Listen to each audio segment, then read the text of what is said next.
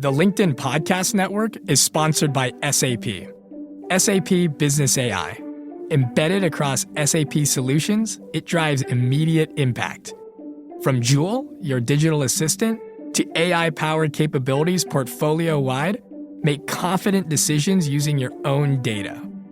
SAP Business AI.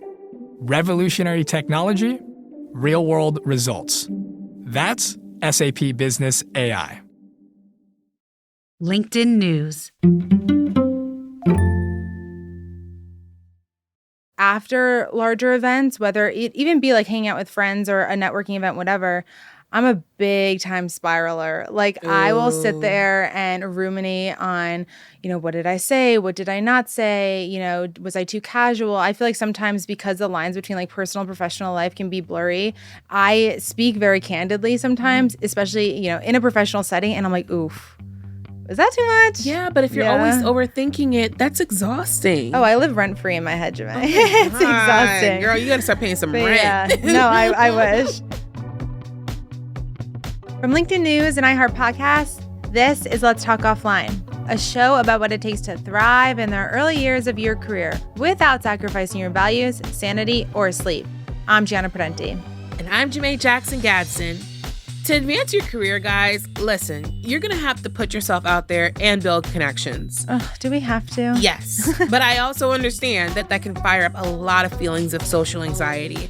I mean, you're stepping outside your comfort zone, you're entering unfamiliar social situations, and you're probably meeting a whole bunch of new people. You're making a lot of small talk, which is gross, and you're hoping that you don't say something super awkward or even cringe. Oh, yes. I can so relate to this. I seriously need more than 2 hands and maybe even 2 feet to count how many times I've backed out of social situations like a networking event because I was too anxious. Like, I got that pit in my stomach and I was like, nope, that's it. Even day to day, I experience social anxiety, like when I'm at the office. And now, if you can relate, don't worry. I see you. I feel you. We're going to be talking about ways you can manage those anxious feelings both in and out of the workplace on today's episode.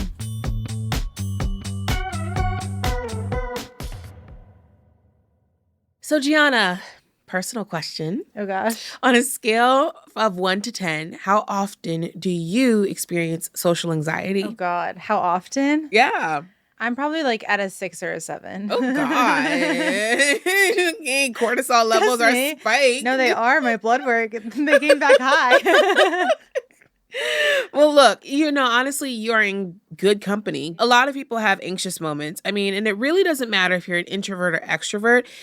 It's just a human feeling. Mm-hmm. And I think particularly based upon where you live, your demographics, your jobs, those all can add into it. And so really when it comes to your career, you're going to be in a lot of social situations where you might feel socially anxious. Mm-hmm. And I mean, we're going to be talking about that today, which I'm super excited about. But before we do, Gian, I think it's super important for us to sort of set the level playing field here. Mm-hmm. I just want to give a quick disclaimer to y'all that Gianna and we might be able to self-diagnose ourselves when we see things online. We might look at WebMD every once in a while and be like, I'm dying. But I want to remind you all, we are not mental health professionals of any kind, okay? We are literally just 2 anxious girlies trying our best. Struggling. And who are having hard conversations, okay? So I just want to make sure we are aware of that because, we're going to be talking a lot today about our own mental health, our own social anxiety struggles, and we're going to be giving tips to help you all. But I also want to say, if you need help, that is totally fine. Certainly speak to a mental health professional. Later in the show, we're actually going to be talking to clinical psychologist Dr. Fallon Goodman about how to manage those feelings of social anxiety. So honestly, I look forward to that. But before then, G, you've actually reported on anxiety among Gen Zers. What is that all about? I have. So when I started coming back to the office, my social anxiety was peaking, especially after the pandemic. I feel like a lot of us forgot how to socialize when we were in isolation. I wrote an article last year on this topic because I had seen a stat that said 9 in 10 Gen Zers experience social anxiety, which I thought was insane. That's a staggering stat. And at the time, reporting on it felt really timely and still does because of all these return to office mandates. And over the last 2 years, Gen Z has been entering the office for the first time ever. And when that happens, many of us feel like we need to relearn to socialize. And I know I certainly felt that way. So I have reported on it before, largely because of my own personal struggles with social anxiety. I've always been a socially anxious girly. Like in high school, I was a homebody. I didn't really like, go to events or like hang out with people in big social groups because it just gave me a lot of anxiety. Mm-hmm. And I also wasn't like actually diagnosed with general anxiety until after high school. So at the time I was just like, yeah, I don't know what's going on, but I don't want to go. Something's not right, but yeah. I don't know what. But yeah, I still get a lot of anxiety, in social, everyday interactions, especially when it comes to events that are in more of a professional context, like a networking event. And since starting my career, I would try to push myself to go to different, networking events. And so many times I would talk myself out of going because I was like, I'm just too anxious to go by myself. At some point I would have like that crutch friend that I needed to go with, which I feel like people can probably relate to. Shout out to that friend. Shout out to that friend. Because you know your job and you are a good hype and a wingman. Thank you for your service. When like the invite comes around, they're like, oh, work happy hour. And you're like, well, are you going? Okay, then I'll go. Right. It's like that type of thing. Okay, so we'll go together. Yeah. But I've gotten a lot better, I think, just because of exposure. Like I pushed myself to go to events. And the way I kind of approach it now is I get there early. So I'm not walking into a large group. And that's helped me. Okay. So that's kind of my like hack for it is just like don't expose yourself to large situations right off the bat. Like ease in, get there early. I also like being late just stresses me out in general. Like I'm chronically on time. If you can relate, let me know. But now something I experience when it comes to social anxiety, which I think is a consequence of it, is like after larger events, whether it even be like hanging out with friends or a networking event, whatever, I'm a big time spiraler. Like I will sit there and ruminate on, what did I say? What did I not say? Was I too casual? I feel like sometimes because the lines between like personal and professional life can be blurry, I speak very candidly sometimes, especially, in a professional setting. And I'm like, oof. Is that too much? Yeah, but if you're always overthinking it, that's exhausting. Oh, I live rent-free in my head, Jemima. It's exhausting. Girl, you got to start paying some But rent. yeah. No, I wish. Okay, wait, but what about you? Is social anxiety something you experience at work? Yeah. I mean, I've experienced social anxiety my entire life. And honestly, especially when I was younger, I didn't even know what that was. Yeah. That wasn't even a word, right? Because I was the kid who was always in plays and shows and performing piano and stuff. And so naturally, my family thought, oh, she likes to talk with people. She's very extroverted. She's very outgoing. That kind of spiraled in itself. And even in my career, I think a lot of people make the mistake of thinking that that is who I am all the time because, again, they're seeing me on camera or they're hearing me in their headphones. And the truth of the matter is in my career, I found that like I'm so on for the actual performance, I say like in quotation marks, because anything to me feels performative, whether it's hosting a workshop at LinkedIn or doing this podcast. But immediately right after, I'm ready to go back in my shell, go back into my world and sort of like pour back into myself after I've expounded all that energy. A lot of people don't understand how exhausting it is to be on. And so my social anxiety, I think, often comes from like that after event or whatever. Yeah, the crash. But then like you're still in the presence of other people. So like for instance, I've had panels before or I've gone to schools or universities and I've been on a panel and I've talked. And like we've just done like a 45-minute hour talk. I'm feeling good. I'm feeling hype. Then it ends. And the first thing everyone does is run to the stage because they want to meet the speakers. Now, I feel like a jerk if I'm like, no, I'm going to, go drink my tea and go listen to my meditation music. Because I feel like you have made the offer to come to see me. I want to stand here and I'm going to do it. And I always do. I am always in there until the last person leaves the room because I want to make sure you have the opportunity to talk. But I also realize that I put myself in situations where now I'm like, oh God, a lot of people, they just are opening up their mouth and they just start chatting away. They want me to solve their life problems, give them money, do weird. Yes, like they're like, please fix my life. And You're I'm like loan sharking out right? here. I'm like, oh my gosh, predatory. Oh my God. But it's just like, like the small talk aspect of networking and being in rooms is so exhaustive for me and I never know what to say. So I would just say like that is really sort of where my social anxiety peaks. It's not in the actual performance. I can get into a room and feel okay after, I've kind of warmed myself up, but it's sort of the everything that comes afterward and the expectation I feel of other people on me, that really kind of fuels sometimes the anxiety in it all. Yeah, I definitely relate to that also because people then expect something of you because of like who you are on stage, right? And then they expect you to show up that way, off stage. But the reality is like, you have social anxiety, I have social anxiety. Looking at us, you might not see that. We're very present in our spaces, but you might not see it outwardly. If that's is that a word? Outwardly, yeah. But it is something a lot of people do experience internally. And yeah, small talk is just, it's just so uncomfortable because I feel like you don't know like what you're hoping to gain from it. And I feel like there's so many times I've been in situations where I'm making small talk and I say something a little cringe or I do something weird and I will beat myself up after it. I'm like, oh my God, like I will cringe just thinking about that interaction. I get it. It is cringy, and it also sometimes feels so like, what is it, superficial. It's just like you're just like talking just to say that you've said something. Like, why are you asking me my favorite color? Are we 5? Like, if we're gonna get, because I'm definitely the one, like, if let's unpack some generational trauma, okay, like let's sit down and really talk.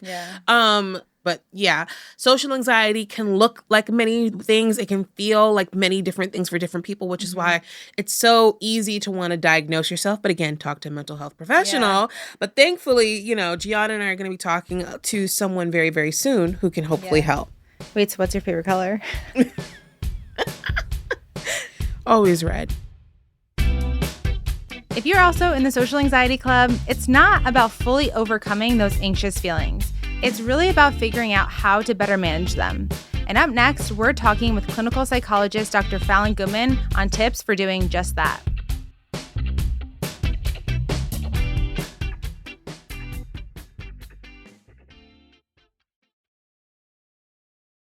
So, Gianna, we have been talking all about social anxiety. And honestly, I'm not even going to hold you, girl. Talking about it makes me a little anxious. All right. I know so many people are probably dealing with this at home or trying to ask themselves, like, what social anxiety even is and how they can hopefully utilize their power against it in the workforce. But we couldn't just do this, you and I. We needed to bring in an expert, a woman of many, many talents. Who do we have this week? You already know I have a million questions, so I am so excited to bring on Dr. Fallon Goodman. She's a clinical psychologist and professor at George Washington University. She's the director of the Emotion and Resilience Laboratory, which examines how people can overcome social anxiety and build lasting relationships and resilience to adversity. Dr. Goodman, thank you so much for joining us. Yes. Thanks for having me. We're so excited for this. Okay, Dr. Goodman. So I want to start the conversation by first asking, how do you define social anxiety? Social anxiety can be boiled down to a really simple feeling. When you're in a social setting or when you're thinking about a social setting, you are worried about being rejected. You're worried that people are going to evaluate you poorly, they're going to judge you or criticize you, and ultimately those judgments will lead to rejection. I love that. And I think if you're thinking about it from that lens, social anxiety can happen in any place. Like, I'm even thinking about, like, when I got married, like, that was anxious. Like, I was anxious about that. I mean, I don't think he was going to reject me. He would have walked away from the altar. You never know. You never know. You never know. That would have been the origin of my villain story. But I love that you talk about how social anxiety can cohabitate, like, in different spaces. And it's not just like a one thing or one size fits all for people.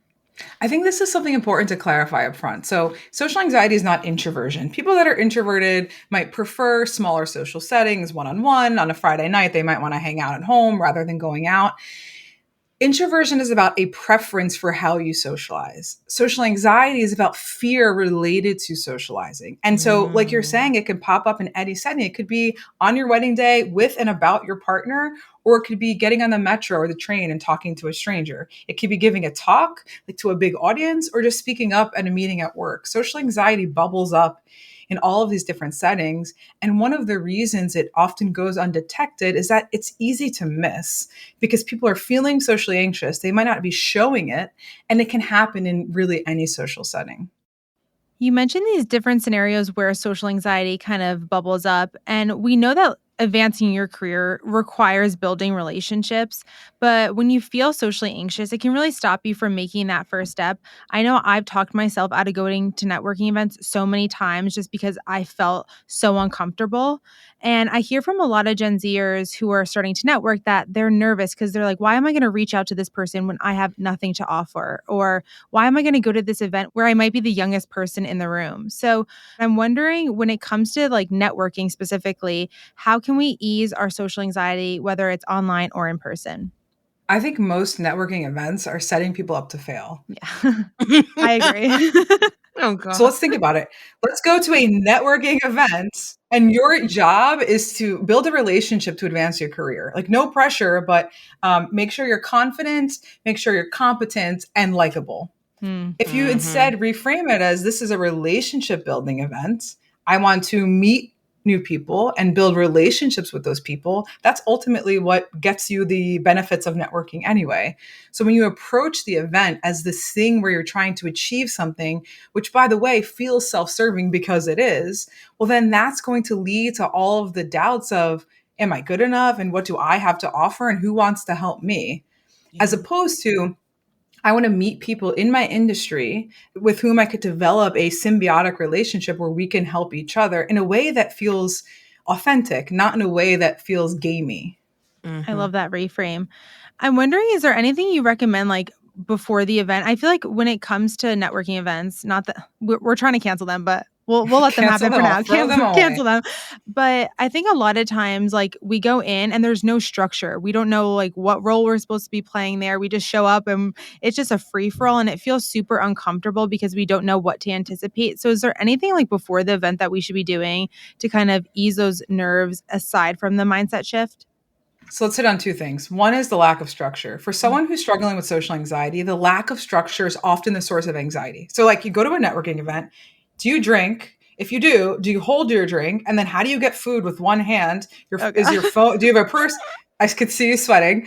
How do you shake someone's hand? Now you have a drink in one hand, and then you have a plate in the other hand. Like, all of these little tiny things can accumulate to really increase someone's social anxiety. And by the time the event is 30 minutes in, they're ruminating about all the things that just happened. And also, the social rules are unclear at a networking event. Yes. Do I go up to someone and say hello? Like, do I look down at your name tag and make sure I'm not like checking you out, but I want to know who you are? And should I know who you are because you're someone important? Like, all these little micro moments. So the lack of structure in and of itself is scary. So let's just put that aside and recognize that that's one of the things that makes it really anxiety provoking. In terms of what to do before, it would be the same thing for any social interaction, which is define your goal. And this goal should be something that is achievable, not how you feel. So the goal, if your goal is, I want to go in and feel less anxious, well, good luck, because it's not going to happen. Instead, it might be, I want to introduce myself to 3 people, or I want to get one person's email, something that is tangible, something that is achievable. So when the event is over, you can reflect back and say, did I achieve my goal? Yes or no? And this is really the approach to treating social anxiety, because you want the person to focus on doing things that are important to them, regardless of how anxious it makes them feel. And then the more you do that, the more you go and the more you achieve your goals. And over time, your anxiety will eventually start to subside. I love that. Another thing you mentioned earlier that I think was really important to distinguish is that social anxiety is not equal to introverts or extroverts. And I love that you mentioned that, because I am someone who a lot of people would say is very extroverted, but I feel like I suffer a lot with social anxiety. Put me in like a small intimate room, I start like mumbling, and my words can't get, because I'm like overthinking, like, are you see like what's happening right now? Oh my God. Okay. So small talk can be really difficult. And for a lot of people, myself included, you start getting in your head a lot about like, is this person like interested in what I'm saying? Or, am I doing the right things, etc. So how can we remove the anxiety out of small talk? Like, what would be your advice on how we can make small talk a little easier and a little less cringe? Well, small talk is cringe. Okay. Yes. Small talk usually serves no purpose other than to grease the wheels of an interaction that you might have. So I think step one is acknowledging that small talk is probably going to be awkward and cringe, regardless of the setting. And the second thing is taking some of the pressure off yourself for that conversation to advance. So it might not go anywhere. And if you're thinking every single thing that you say could make or break a relationship, that's putting way too much pressure on yourself. And that increased pressure is going to decrease the likelihood that the conversation goes anywhere. Because as you put pressure on yourself to have a really good conversation, your performance will go down. I love that. I want to bring up a listener question next. This is our segment, Dear Work Bestie, where we answer your questions. This week's comes from Mariah in Arizona. How can we gain the confidence to speak up during meetings, especially if the meeting is filled with older or more experienced colleagues? One of the things that I find myself struggling with is honestly just feeling like a little bit anxious and feeling like my thoughts or opinions or even questions might come off as silly or maybe don't entirely know what all is going on. So would love to know how to overcome that. And I guess how to feel more confident in like my ability and my decisions and my questions. It's a great question. And it's an important one as people start to enter the workforce. Step one is read the room. If your voice is not welcomed by the group, then you want to stop there. Now, that's an issue potentially with the workplace or the culture or the group, but you don't want to go in saying, well, I want my opinion heard. I want to feel more confident, and then make your voice heard when it's not welcomed, because regardless of your approach, it will never be well received. If after you read the room and you have an understanding of the group, you know, or you have a good sense that your voice might be welcomed, that's where you need to do some risk taking. To speak up for the first time in a new group is really scary. And most people are going to have some sort of self-doubt. And some of the things that Mariah mentioned of the self-doubt about confidence and competence and am I good enough and I'm too young. Remember that age does not necessarily equate with competence. Age might be correlated with experience, but regardless, your ideas should be valued just as much as anyone else's ideas. So in my lab, we have people of all education levels and ages.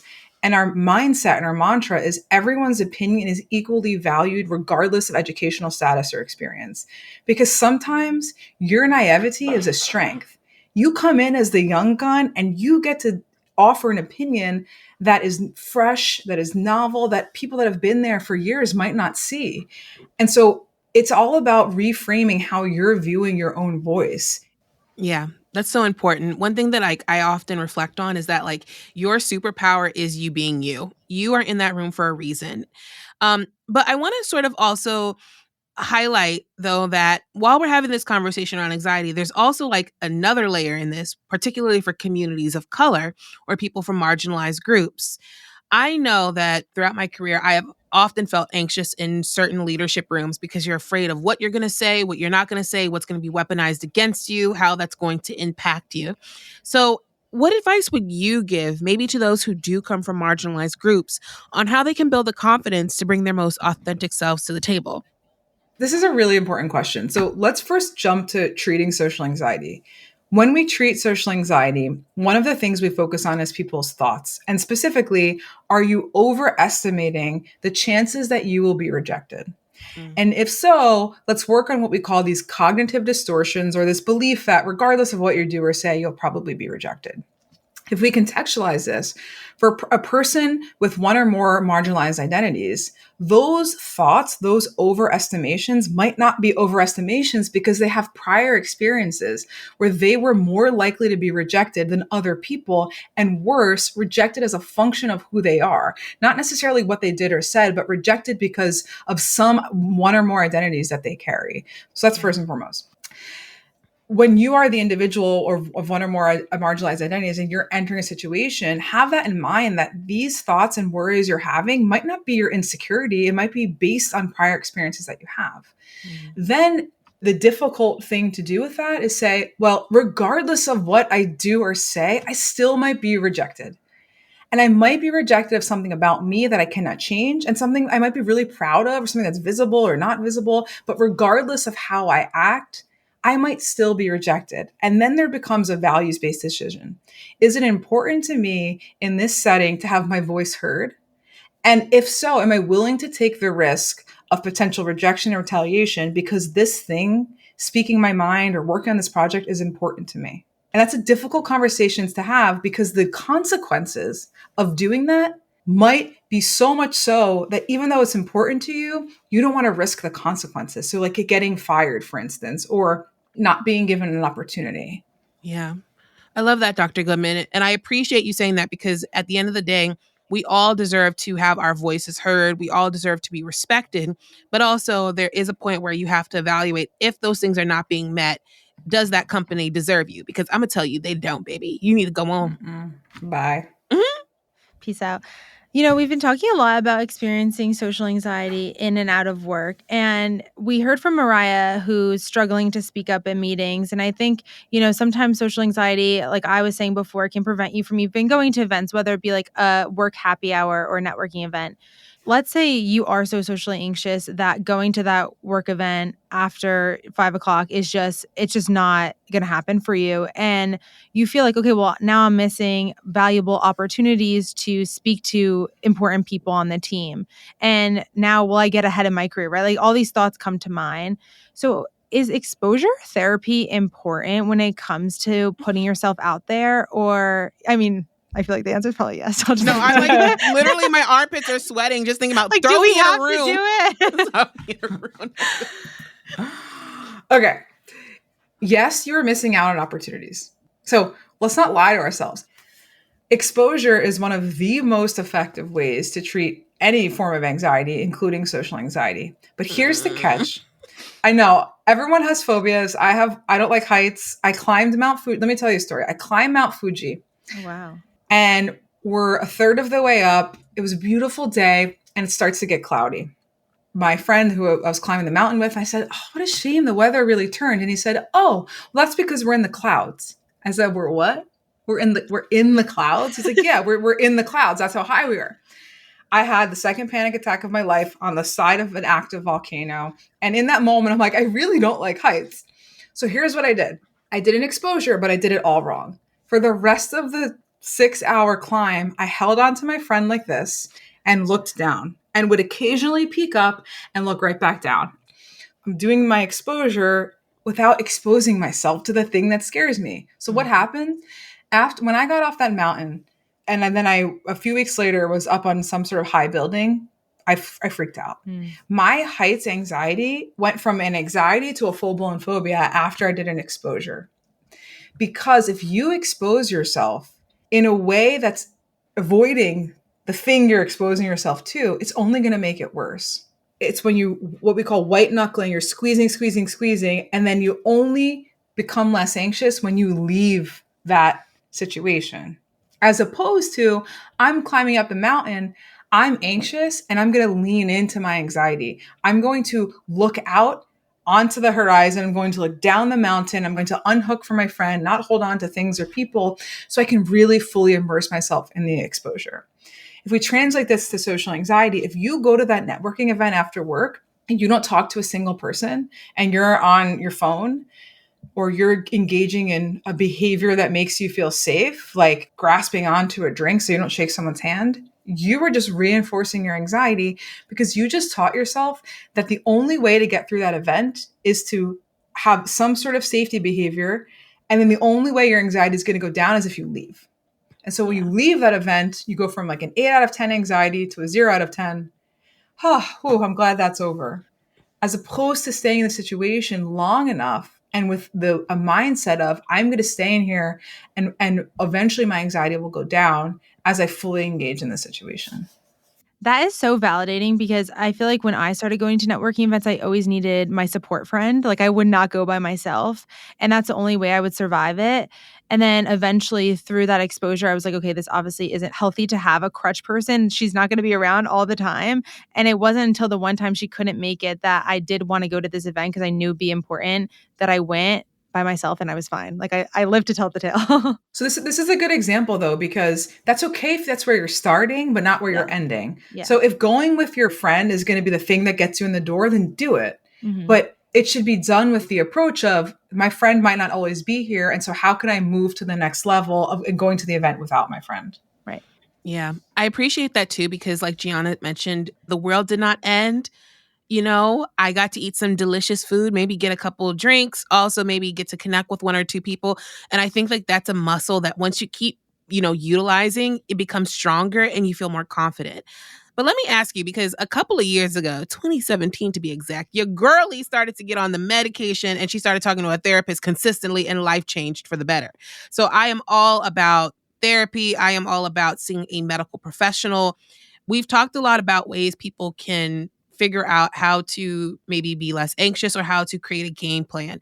But at what point is it no longer, okay, I have it in my hands, you need to give it over to a medical professional and seek help? Listen, I gave birth 6 weeks ago, and in the hospital, my OB came up to me and said, I made you a therapy appointment because she knew, knowing me for years and what I went through with the birth, that I was going to need it. So there's need, but there's also at any point you're suffering and you have access and can afford a therapist is a good time to get a therapist. Like people think that I must have a horrible experience or something traumatic, or I must be at rock bottom and then I'll seek therapy because I need help now. Why wait until things are that bad when any single human can benefit from therapy? Therapy is a place to process things. Therapy is a place to learn coping skills, to make a plan, to set goals. So therapy can be helpful at any stage of anything you're struggling with. And you don't have to have a diagnosis. You don't have to have one event that you want to work on. You could just be wanting to improve your life or yourself in some way.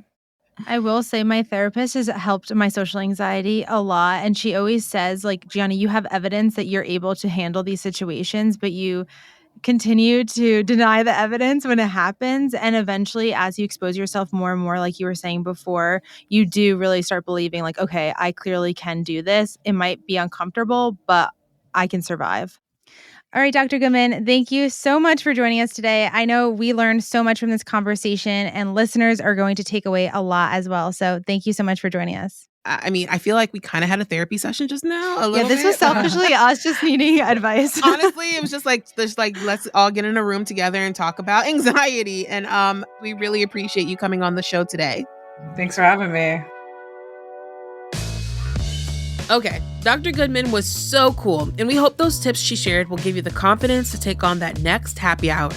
Coming up, do you follow your coworkers on social media? What are your social media boundaries? We're getting into it after the break.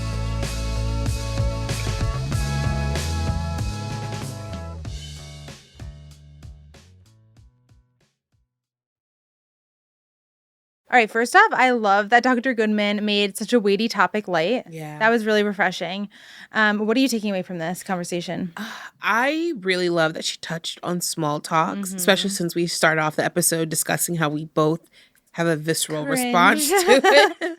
What I'm taking away is that small talk is bound to be awkward. And honestly, let your freak flag fly. Oh, I mean, like when you go into rooms, like make sure you set realistic expectations. Yeah. Done is better than perfect in the situation. And what I feel is I'm going to do is like, I'm going to go into rooms and choose one or two people that I can create meaningful relationship with instead of trying to like spread the seed out all over the place. Don't do that. That's a little scary. What about you? What are you taking away? Yeah, kind of similar. I think the biggest thing for me is going into networking events or social settings with a goal, especially when it's kind of like no man's land, uncharted territory, like a networking event. Going in saying, you know, I want to leave with 2 connections. I want to go in and talk to 3 people, whatever it might be, just makes it so digestible and you kind of know what to expect, because that's the whole thing, obviously, with anxiety is this uncertainty of what the event will hold. So if you go in, kind of create that structure for yourself, it will just help you ease in and hopefully enjoy the event. I like it. We need to hang out with her more often. Yeah, she's the best. She is.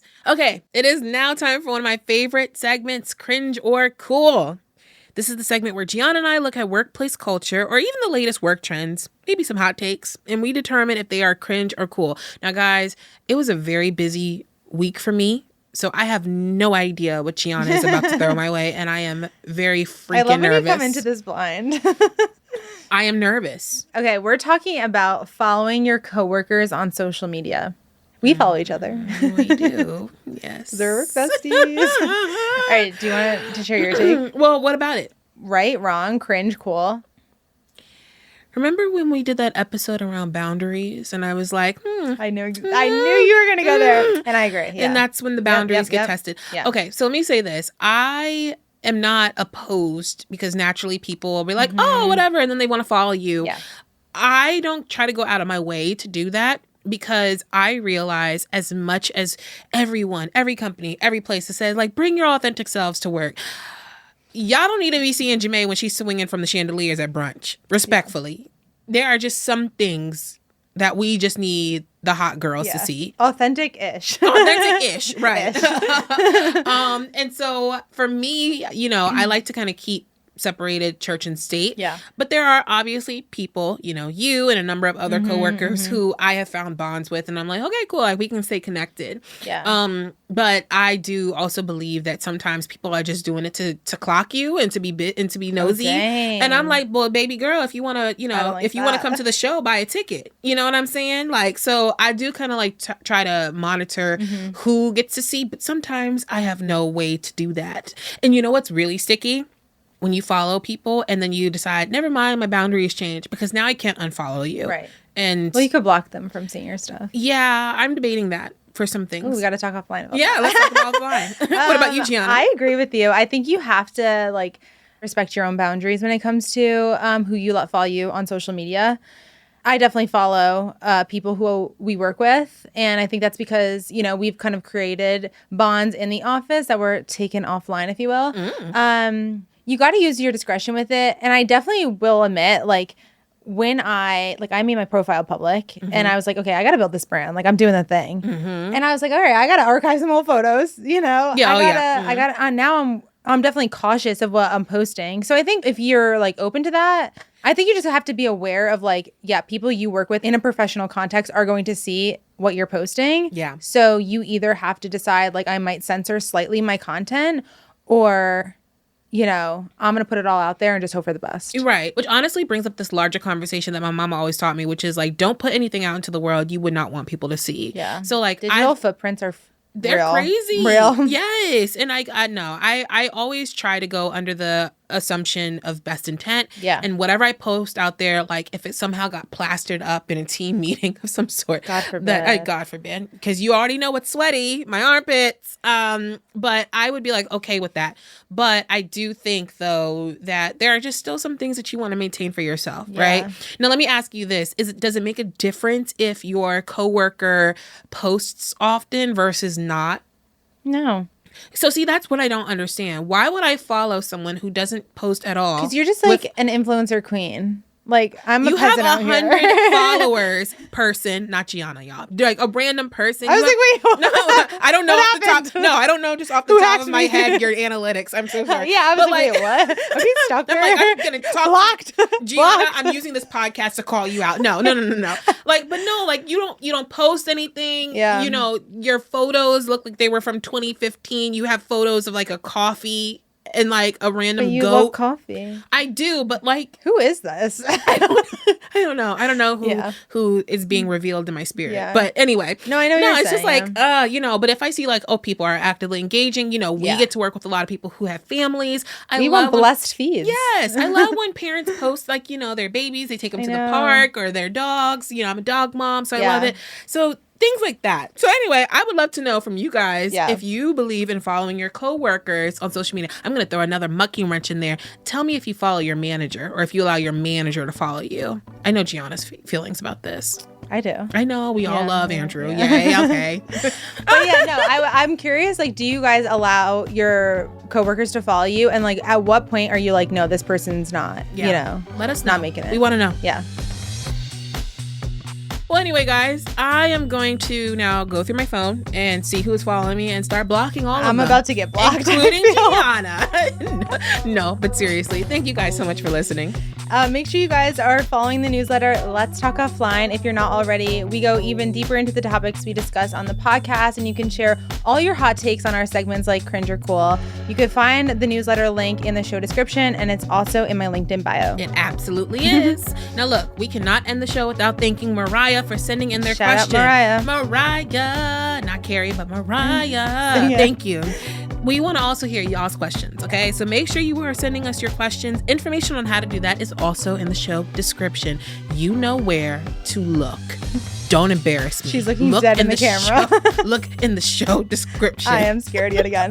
Okay, make sure you guys are also rating and following the show wherever you like to listen. We'd love to hear what you're thinking. Write a review. Show us some love. All the things. All the things. All right. Before you go, remember, Jamae and I have always got your back. So if something comes up, let's talk offline. I'm Gianna Prudenti. And I'm Jamae Jackson Gadsden. Stay thriving. Let's Talk Offline is a production of LinkedIn News and iHeart Podcasts. The show is produced by Western Sound. Our producer is Sabrina Fang. The show is edited by Savannah Wright. Our associate producer is Sarah Deely. Alex McInnes is our engineer. And Ben Adair is the executive producer. Executive producers at iHeart Podcasts are Katrina Norvell and Nikki Ettore. We got support from LinkedIn's Jesse Hempel, Sarah Storm, and Ayana Angel. Maya Pope-Chappelle is Director of Content. Dave Pond is Head of News Production. Courtney Coop is Head of Original Programming. And Dan Roth is the Editor-in-Chief of LinkedIn.